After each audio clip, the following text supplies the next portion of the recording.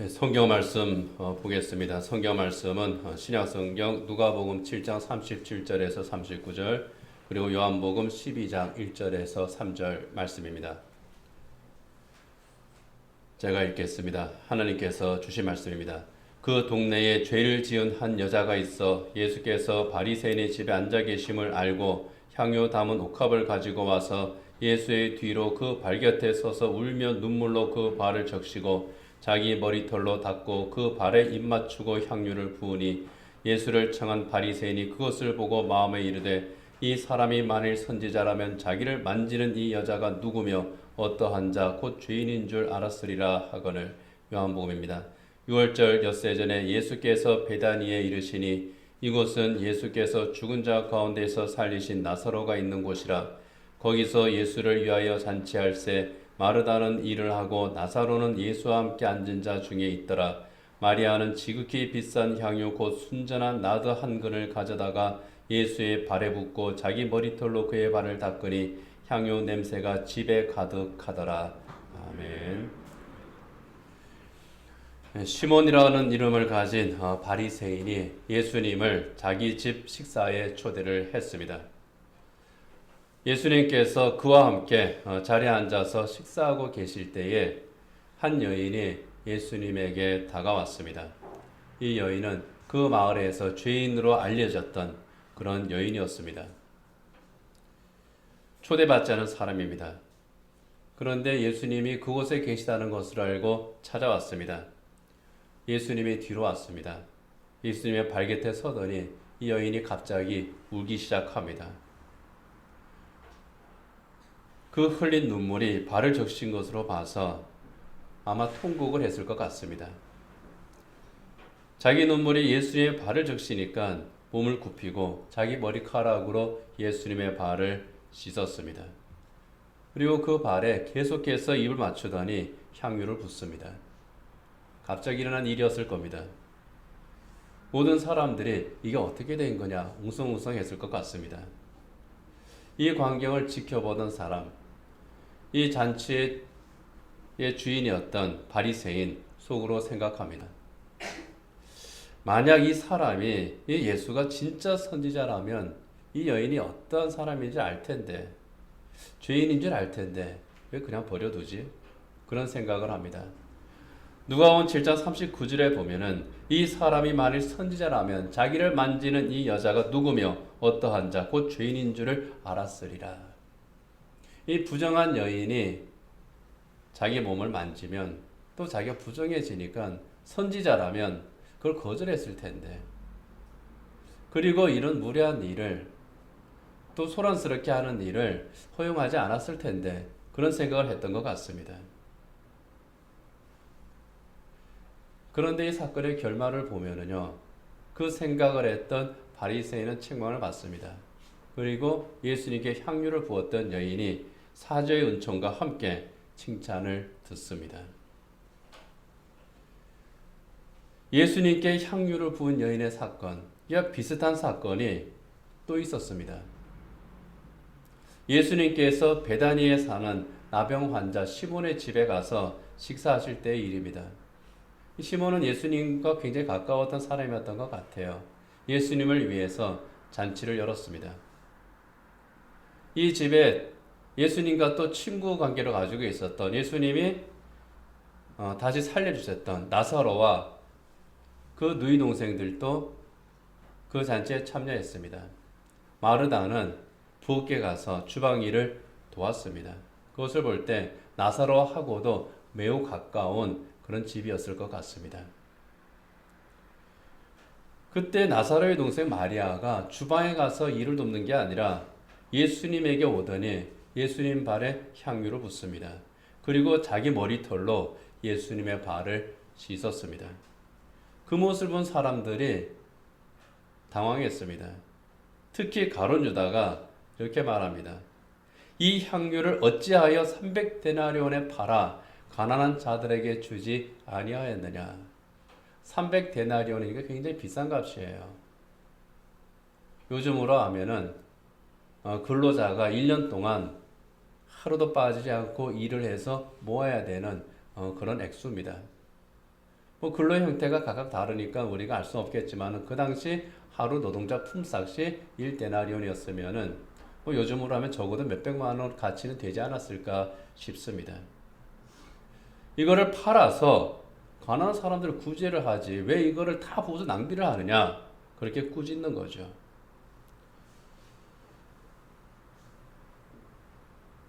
근데 예수님께서 마리아의 행동을 책망하지 않으십니다.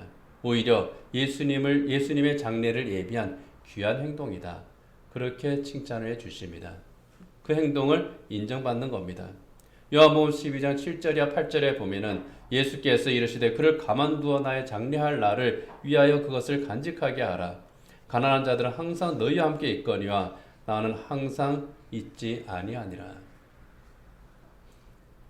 가난한 자들, 너희가 언제든지 너희가 가진 것으로 도우면 돼. 그러나 이 여인이 나에게 향유를 부은 이것은 특별한 사건이야.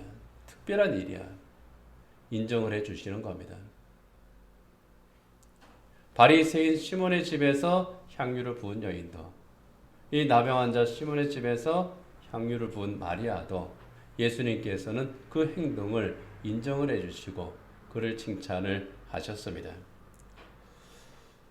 예수님의 발에 기름을 붓고 씻었던 이 두 여인의 사건, 다르면서도 비슷한 면이 있다는 것을 우리는 발견하게 됩니다.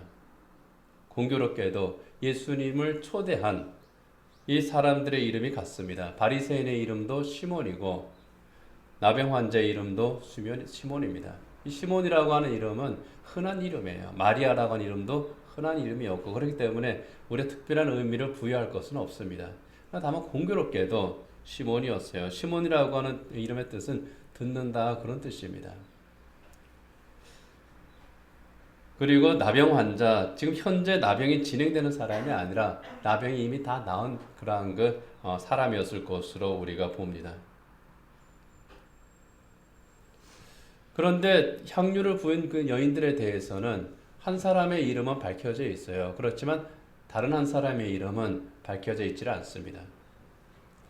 베다니 나병 환자 시몬의 집에서 예수님에게 향유를 부은 여인은 마리아라고 분명하게 소개가 됩니다. 나사로의 동생 마리아라고 합니다. 그렇지만은 바리새인 시몬의 집에서 향유를 부었던 여인은 그 이름이 밝혀져 있지 않습니다.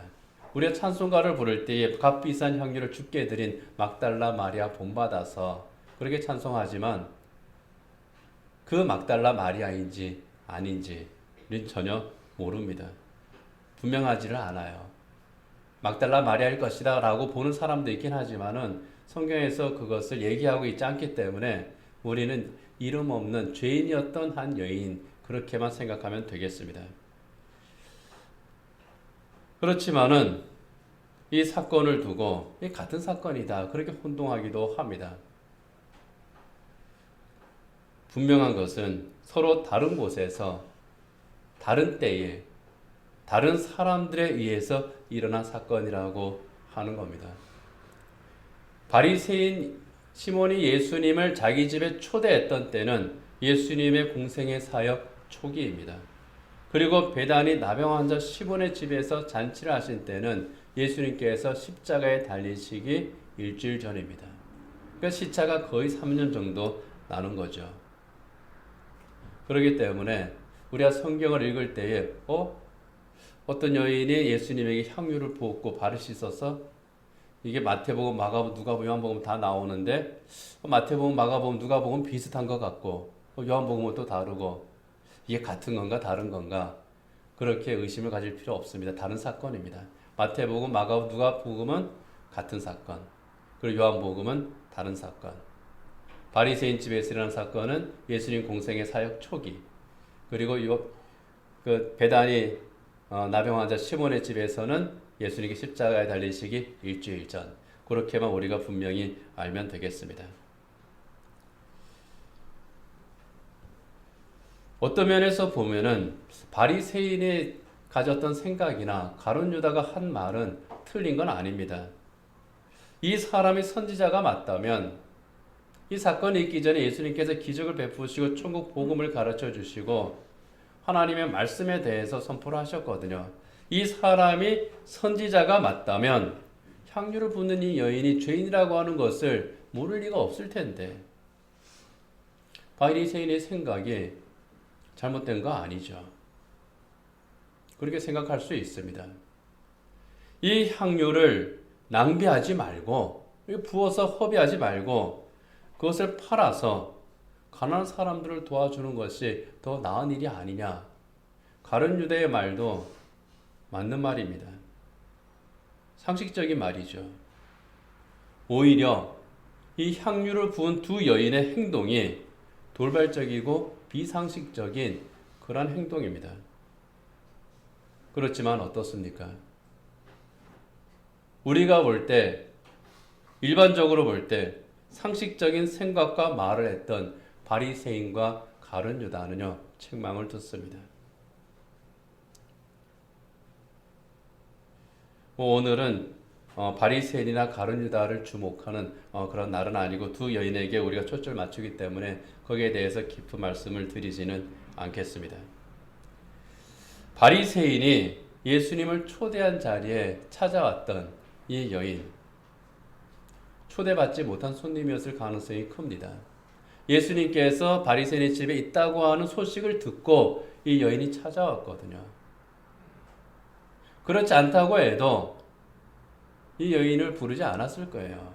왜 저 여자가 누군 줄 알면은 자기 몸에 접촉하는 허락하지 않았을 텐데 생각한 것으로 봐서 이 바리새인은 이 여인을 자기 집에 초대할 생각이 하나도 없었을 겁니다. 죄인으로 소문난 이 여인을 엄숙한 율법주의자인 바리새인이 초대할 이유가 전혀 없기 때문입니다. 그래서 여인의 행동에 아주 당황했을 것이 분명한 거죠. 가룟 유다도 마찬가지입니다.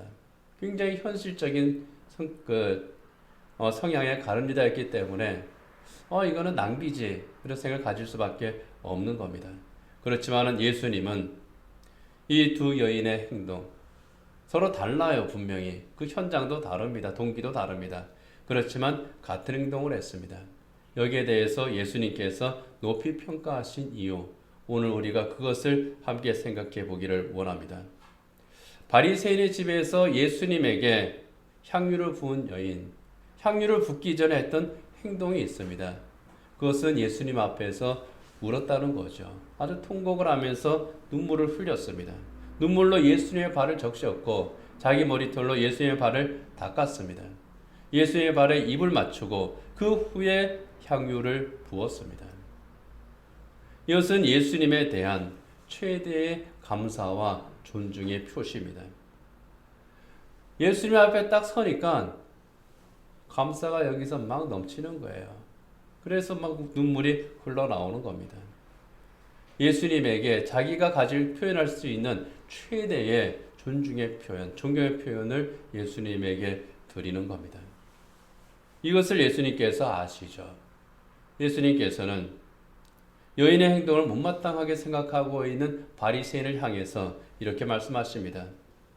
누가복음 7장 44절에 46절에 보면은요. 그 여자를 돌아보시며 시몬에게 이르시되 이 여자를 보느냐 내가 내 집에 들어올 때에 너는 내게 발 씻을 물도 주지 아니하였으되 이 여자는 눈물로 내 발을 적시고 그 머리털로 닦았으며 너는 내게 입맞추지도 아니하였으되 그는 내가 들어올 때로부터 내 발에 입맞추기를 그치지 아니하였으며 너는 내 머리에 감람유도 붓지 아니하였으되 그는 향유를 내 발에 부었느니라. 이 집에 들어올 때에 너는 나에게 발 씻을 물도 주지 않았고 너는 나에게 입맞추지도 않았고 너는 나에게 감람유도 붓지 아니하였지만 이 여인은 눈물로 내 발을 씻었고 내 발에 입을 맞추었고 내 머리에 향유를 내 발에 부었다고 말씀을 하시는 겁니다. 중동 지역은요 굉장히 건조한 기후인데다가 또 이렇게 우리 그 미세먼지 때문에 이제 그 공기가 안 좋은 것처럼 또 먼지가 섞인 바람이 부는 곳이 많습니다. 그리고 신발도 샌들을 신고 다니죠. 누군가의 집에 들어갈 때에는 반드시 손과 발을 씻도록 물을 줍니다. 귀한 손님이면은 종들이 발을 씻어주고 또 아주 귀빈이면 주인이 직접 발을 씻어줍니다. 이게 풍습이에요. 그리고 서로 이제 포옹을 하고 또 이제 볼키스를 하죠.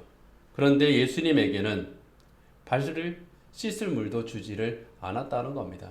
예수님에게 아주 그들이 일상적으로 한 기본적인 인사, 그것도 하지를 않았다는 겁니다. 사실 예수님에게 굉장히 무례한 행동을 한 거죠. 자기 집에 초대해 놓고 상대에 대한 예의를 갖추지 않았습니다. 그래도 예수님께서 거기에 가신 거죠. 그러나 여인은 어떻게 했습니까? 예수님의 발에 계속 입을 맞추고 예수님의 발을 씻기고 향유를 붓습니다. 아까 말씀드린 것처럼 감사한 거예요. 정말 예수님을 보니까 감사가 계속 우러나는 겁니다. 그 마음을 아시기 때문에 예수님께서 바리새인을 향해서 말씀하시는 거예요. 여기에 빚진 사람이 둘이 있다. 한 사람은 한 1억 정도 빚졌고 한 사람은 100만 원 정도 빚졌어. 그런데 이 두 사람이 다 빚을 탕감받았어. 누가 더 감사하겠느냐? 한 1억 빚진 사람, 빚졌다가 탕감받은 사람이 감사하죠. 그렇지. 많이 용서받은 사람이 더 감사하는 법이야. 그러면서 누가복음 7장 47절에 48절에 보면 이렇게 말씀하시는 겁니다. 이러므로 내가 네게 말하노니 그의 많은 죄가 사하여졌도다. 이는 그의 사랑함이 많음이라. 사랑을 받은 일이 적은 자는 적게 사랑하느니라. 이에 여자에게 이르시되 내 죄사함을 받았느니라. 뭡니까? 이 여인이 주님에게 받은 은혜가 정말 크다 하는 겁니다. 이 여인이 누구인지는 우리가 정확히 알 수는 없습니다. 한 가지 분명하게 우리가 알 수 있는 것은 이 여인은 마을에서도 낙인이 찍힌 사람이었다는 거예요. 마을에서도 저 사람은 죄인이야. 저 여자는 나쁜 여자야. 저 여자는 우리가 상종할 그런 인간이 되지를 못해. 같이 말도 섞으면 안 돼. 뭐 그런 그 대우를 했을지 모르겠어요. 무슨 죄를 지었는지는 모르겠습니다. 보는 사람들마다 이 여인을 꺼려했을 겁니다. 무시하거나 멸시하거나 누구에게도 인정받지 못하고 환영받지 못하는 정말 눈에 보이지 않는 주홍글씨, 죄인이라고 하는 낙인을 찍고 살아가야 되는 그런 여인이 우리 예수님을 만나고 회복이 된 겁니다. 죄 용서함을 받았을 뿐만 아니라 정말 하나님께서 창조하신 그 아름답고 복된 사람으로 회복이 된 겁니다. 주님을 만나서 내가 낙인 찍힌 버림받은 그런 사람이 아니라 하나님의 존귀한 사람이란 구원받은 죄 용서함을 받고 구원받은 하나님의 자녀가 된 사람. 예수님을 생각하니 그 은혜가 감사하죠. 그러니 예수님에게 와서 예수님을 보고 눈물을 흘리는 겁니다. 그렇기 때문에 예수님이 계신 곳이라고 하니 그곳이 어디이든 자기를 가장 적대시하고 멸시하는 그 바리새인의 집이라고 할지라도 찾아가는 겁니다. 그리고 예수님 앞에 서니 예수님께서 주신 그 은혜가 가슴 속에서 막 주체할 수 없이 올라오는 겁니다. 그게 눈물로 터져 나오는 거죠. 우리도 그렇지 않습니까? 우리가 예수님을 처음 만났을 때에 어땠습니까? 정말 내 죄를 용서하신 주님, 십자가의 그 주님을 우리가 만났을 때에 그때 우리가 어땠습니까? 가슴이 정말 뜨거워지고 눈에서 눈물이 나지 않았습니까? 나를 구원하신 주님의 은혜를 생각했을 때에 나 같은 것이 무엇이기에 예수님께서 십자가를 지셨는가? 정말 예수님이 이 벌레 같은 날 위에 십자가를 지셨구나. 그 구원을 생각할 때 정말 울컥해서 우리 눈물이 나지 않습니까? 이 여인의 마음이 바로 그겁니다. 구원의 은혜가 너무 감사하니까 예수님을 볼 때에 눈물이 흐르는 거예요. 주체할 수 없이 그것이 흘러서 그 눈물이 예수님의 발을 적셔서 자기 머리털로 씻을 정도가 된 겁니다.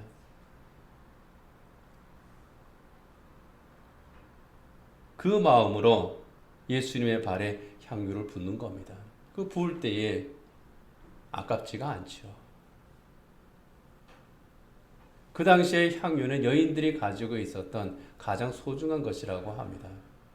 내 가장 소중한 것을 주님 앞에 드리고 싶은 겁니다. 그 표현입니다.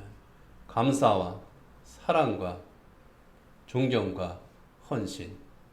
이것이 이 여인이 예수님에게 향유를 붓던 그 마음입니다.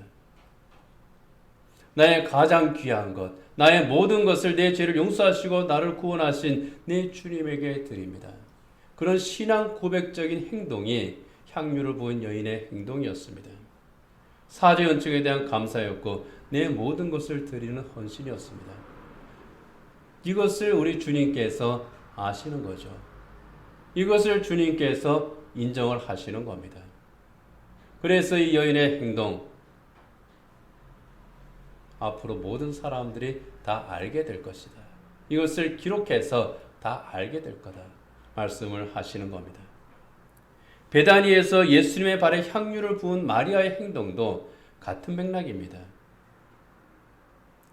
바리새인의 집은 뭔가 예수님을 초대하기는 했지만은 예수님에 대해서 아주 좋지 않은 감정을 가지고 있었고 예수님을 환대하지 않는, 참 들어가서 밥을 먹어도 밥맛이 날 수 없는 그런 집이었지만은 이 베다니 나병 환자 시몬의 집은 달랐습니다. 예수님과 친분 있는 집이었고 그 집에서는 예수님을 위해서 잔치를 베풀었습니다. 동네 사람들이 모였어요. 나사렛 가족도 그곳으로 갔습니다. 우리가 해야 될 일이 뭐야? 일손을 막 도왔습니다. 시끌벅적했을 겁니다. 흥겨운 잔치가 그곳에서 일어났습니다. 정말 화기애애한 분위기에 그러한 밥상이었을 거예요. 그런데 여기에서도 돌발 사태가 일어난 겁니다. 느닷없이 마리아가 향유를 가져오더니 예수님의 발에 붓고 자기 머리털로 씻었습니다. 요한복음에서는 예수님의 발에 부었다고 기록을 했는데 마태복음에 보면은 발뿐만 아니라 아예 예수님의 머리에 부었다고 그렇게 말씀을 하고 있습니다. 그래서 예수님의 머리에 부은 그 향유가 이렇게 이제 흘러서 발까지 내려왔는지 아니면 예수님의 머리에도 붓고 발에도 부었는지 그건 모르겠지만은 가룟 유다가 한 말로 미뤄봤을 때에 아예 그냥 다 부어버렸던 것 같아요. 그 양이 얼마나 되는지 모르겠지만은 다 부은 겁니다. 향수도 그렇지만은 향유 이런 거는 조금만 사용해도 됩니다. 중동 지방에 이제 가면은 그 이집트도 그렇고 이스라엘 민족도 다 그렇더라고요. 가면은 그 향유를 이렇게 이제 병으로 넣어서 팝니다. 거기에다가 또 이제 나중에 뭐도 넣고 희석을 해서 그걸 쓰면 됩니다. 그렇게 얘기를 하더라고요. 별로 크지도 않아요. 그렇지만 굉장히 향이 셉니다. 희석된 건지 아닌 건지 그건 모르겠어요. 그러나 조금만 부어도 되는 건데 다 부어버리는 겁니다. 이거 300데나리온어치나 되는 건데 이게 수백만 원 가치가 있는데 아깝게 이거 다 부어버리나. 그 돈으로 가난한 사람 구제하지. 가룟 유다만 그렇게 책망한 것이 아닙니다. 왜 이렇게 낭비를 하냐 하고 비난했던 것이 다른 제자들이었습니다. 마태복음 26장 8절이와 9절에 보면은요. 제자들이 보고 분개하여 이르되 무슨 의도로 이것을 허비하느냐. 이것을 비싼 값에 팔아 가난한 자들에게 줄 수 있었겠도다. 요한복음에서는 가룟 유다만 대표적으로 그렇게 콕 집어서 얘기했지만은 마태복음에서는 다 똑같은 반응이었다는 거예요. 어쩌면 가룟 유다가 한마디 하니까 맞아 그러면서 이제 그런 분위기가 조성되었을 것 같아요. 그렇지만 예수님은 어떻습니까? 이 제자들과 생각이 다르셨습니다. 값비싼 향유를 부었기 때문에 좋다. 그가 아닙니다. 향유를 부은 것의 의미가 특별했기 때문이에요. 가난한 자들은 항상 너희와 함께 있거니와 나는 항상 함께 있지 아니하니라. 이 여자가 내 몸에 이 향유를 부은 것은 내 장례를 위하여 함이니라. 내 장례를 위해서 한 거야. 목적이 있는 거야. 가룟 유다를 비롯한 제자들의 생각이 그들의 말이 틀린 거 아닙니다. 일반적으로 볼 때, 상식적으로 볼 때에 틀린 거 하나도 없습니다. 그렇지만은 그 목적, 그 용도를 생각하면 문제가 달라지는 거죠. 예수님의 십자가 대속의 죽으심을 증거하기 위해서 정말 주님을 사랑하는 마음으로 드린 것이라고 하면은 달라진다는 겁니다. 하나님의 구원 사역이라고 하는, 하나님의 구원이라고 하는 이 십자가 사역의 가치와 비교를 한다면은 문제가 달라지는 거예요. 상대적으로 확실히 달라지는 겁니다. 나를 사랑하심으로 십자가를 지시는 주님을 위해서, 그 주님의 십자가의 죽음과 장례를 위해서 사용되는 것이라, 그런 의미가 거기에 부여된다고 하면은 이 향유가 가진 것과는 비교할 수 없는 그런 귀한 가치가 거기에 부여되기 때문입니다. 젊은 연인들이 사랑하는 연인을 위해서 선물을 합니다. 장미꽃 백송이를 꽃다발로 만들어서 선물로 줍니다. 어른들이 볼 때는 야, 그거 낭비다 싶을 수도 있습니다. 그렇지만 당사자들은 어떻습니까? 전도사님, 손주 씨한테 장미꽃 백송이 아니라 500송이라도 바로 고개 끄덕끄덕 하잖아요. 안 아까운 거예요. 장미꽃 백송이의 가치보다 그 사랑하는 대상에게 내가 이것을 무엇인가 줄 수 있다고 하는 그 가치가 더 큰 겁니다. 내 마음에 있는 것을 주는 거예요. 사랑하는 자녀를 위해서 쓰는 것, 아까워하는 부모 없습니다. 비교가 조금 뭐하지만 요즘 이제 계속 우리 코로나 때문에 매일 마스크 쓰고 다녀야 되잖아요. 저나 이제 저희 집사람은 썼던 마스크를 한번 이렇게 봐서 아직 깨끗해 씁니다. 그리고 그 다음 날은 요거 좀 냄새 나긴 하지만 요거 좀 견딜 수 있어. 그리고 또 씁니다. 그러면서 며칠을 써요. 그런데 자녀가 마스크를 쓰고 나갈 때는 뭐라 그럽니까? 새 거 써. 깨끗한 거 쓰고 나가. 왜요? 안 아깝거든요. 가치가 그만큼 있기 때문입니다. 내 생명을 구해준 은인이 있습니다. 그 은인에게 내가 무언가를 보답해야 된다고 생각할 때에 이것을 아까워하는 사람이 있겠습니까? 없는 거죠. 마리아가 향유를 부은 것은 그런 의미가 있는 겁니다. 사람들이 볼 때는 그건 허비한 거예요. 낭비한 거예요. 그러나 마리아 입장에서 볼 때는 이건 결코 허비하거나 낭비한 게 아닙니다. 나의 가장 내 마음을 거기에 드린 거예요. 그리고 그 드린 행위 속에 하나님께서 또 부여하신 정말 더 크고 귀한 가치가 있더라는 겁니다. 주님을 사랑함으로 하나님의 일을 위하여 허비했을 때 이것은 사람들이 볼 때는 허비일지 몰라도 하나님 앞에서는 정말 고귀하고 거룩한 허비라는 겁니다. 여러분, 세상의 헛된 것들을 위해서 우리가 허비하는 것보다, 날려버리는 것보다 주님을 위해서 허비하는 것이 더 낫지 않겠습니까? 그리고 그것을 판단하는 것은 주님입니다. 우리가 누군가에게 선물을 주면 그 선물에서 판단하는 것은 받는 사람이지 제3자가 아닌 거예요. 주님께 향유를 부었던 이 두 여인은 서로 다른 삶을 살았던 사람입니다. 적어도 우리가 복음서에 나타난 이 두 여인을 보면은 한 여인은 죄인으로 정죄받던 그런 부정한 여인이었습니다. 이 여자가 누구인 줄 알았더라면 그런 대우를 받던 사람이었습니다. 또 한 여인은 주님이 들려주시는 말씀을 누구보다도 사모했던 사람. 그래서 예수님께서 자기 집에 오시면은 다른 일 하지 않고 그냥 예수님 말씀 듣기 위해서 그 무릎 앞 그 발치에 앉았던 사람. 그래서 언니한테 질투까지 들었던 그런 사람이었습니다. 그것으로 봤을 때에 좀 거룩하고 경건한 정결한 그런 삶을 살지 않았겠습니까? 뭐 다른 평가도 있긴 하지만 일반적으로 볼 때는 그렇습니다. 그렇지만은 이 두 사람의 공통점이 있죠. 같은 예수님 만났다는 거예요. 같은 예수님에게서 천국 복음을 들었고 같은 예수님에게서 구원의 은혜를 받았습니다. 그래서 그들은 날 구원하신 예수님께 감사하고 날 구원하신 예수님에게 정말 나를 사랑하시는 그 주님에게 내 모든 것을 드리는 겁니다. 그래서 이 두 여인이 삶의 환경은 서로 다르지만은 부르심의 자리도 다르지만은 예수님에게 찾아와서 예수님 발 앞에 무릎을 꿇고 내 사랑하는 예수님께 내 가장 소중한 것을 드린 겁니다. 최고의 감사로 주님에게 드렸을 때에 하나님께서는 그들의 행동을 하나님의 구원사역에 대한 증거로 삼으신 겁니다.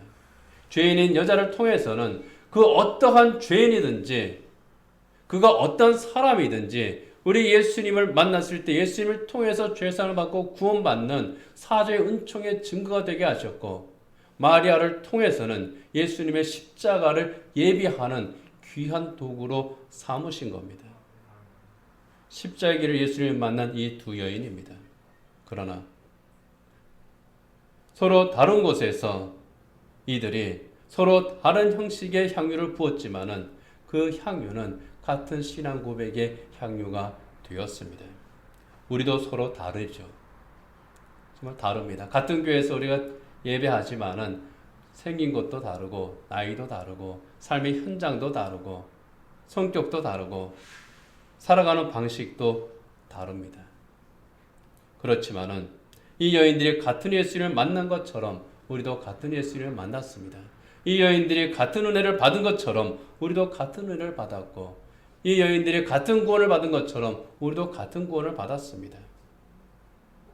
그렇기 때문에 서로 다른 삶을 살아가는 이 여인들이었지만은 같은 향유를 예수님에게 부은 것처럼 같은 사랑으로 우리 예수님에게 나온 것처럼 우리도 같은 사랑으로 주님 앞에 나오고 같은 향유를 주님에게 붓는 겁니다. 예수님께서는 자기 목숨을 아끼지 않고 기꺼이 십자가의 제물로 바치셨습니다. 그럼으로써 이 세상 무엇과도 비교할 수 없는 놀라운 구원의 선물을 우리에게 주셨잖아요. 그렇기 때문에 우리는 내게 있는 그것이 무엇이든 다른 사람들이 보는 것이 아니라 정말 내가 주님 앞에 섰을 때에 내가 날 사랑하신 나를 구원하신 주님에게 내가 무엇을 드릴까? 내가 어떻게 주님에게 내 감사를 표현을 할까? 그러면서 우리가 살아가야 되는 거죠. 그럴 때에 죄인인 여인에게 사죄의 선을 하신 그 예수님께서 그들이 부은 그 향유에 대해서 귀하게 평가하신 예수님께서 우리가 주님에게 드리는 그 감사와 헌신을 받으실 줄 믿습니다. 여러분, 말씀을 맺도록 하겠습니다.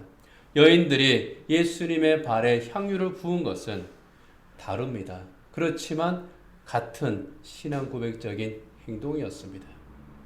다른 듯 같은 이런 신앙 고백적인 행동.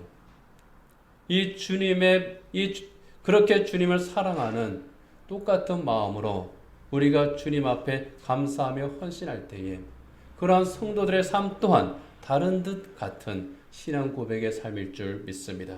여러분, 우리는 같은 주님의 십자가의 은혜로 같은 구원을 받아서 같은 하나님의 자녀가 되었습니다. 그렇다면은 주님을 향한 같은 감사와 신앙 고백으로 십자가의 길을 가신 우리 주님과 동행하는 정말 다른 듯 같은 신앙 고백적인 그러한 삶을 살아가는 정말 그런 믿음의 공동체 하나님의 사람들이 되시기를 주님의 이름으로 축복합니다. 기도하겠습니다.